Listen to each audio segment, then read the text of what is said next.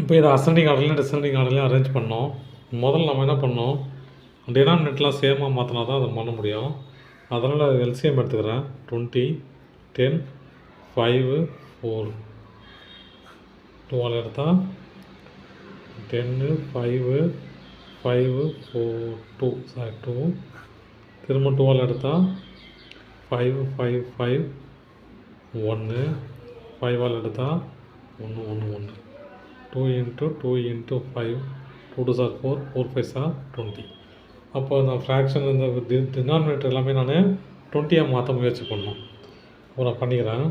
-17/10 into 2/2 இல்லையா, 2 multiply பண்ணால் 20 ஆகிடும்.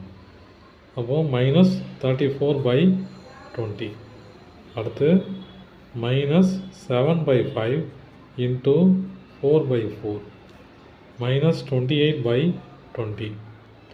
0 விட்டுருங்க, 0 0 தான். அடுத்து -2/4 into 5/5.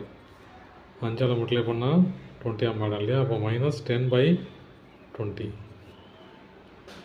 அடுத்து -19/20. அது நார்மலாகவே இருக்குது. -19/20. இப்போ நம்ம அரேஞ்ச் பண்ணிக்கலாம் நம்பரை. எது பெரிய நம்பரோ அதான் சின்ன நம்பர் இல்லையா.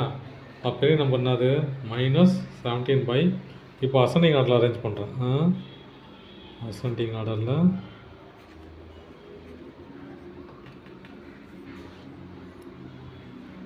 எது பெரிய நம்பரோ அதான் சின்ன நம்பர் இல்லையா. அப்போ எது பெரிய நம்பரு, இதுதான் பெரிய நம்பர், 34 தான் இல்லையா.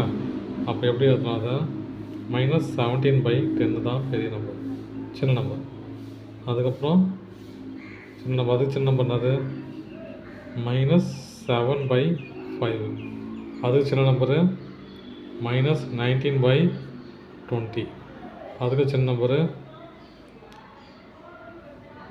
இது இல்லையா, -2/4. அதுக்கு சின்ன நம்பரு 0. டிசெண்டிங் ஆர்டரில் எப்படி இருக்கும், அது அப்படியே ரிவர்ஸ். 0 -2/4 -19/20 -7/5 -17/10. அவ்வளோதான் சம். தேங்க்யூ.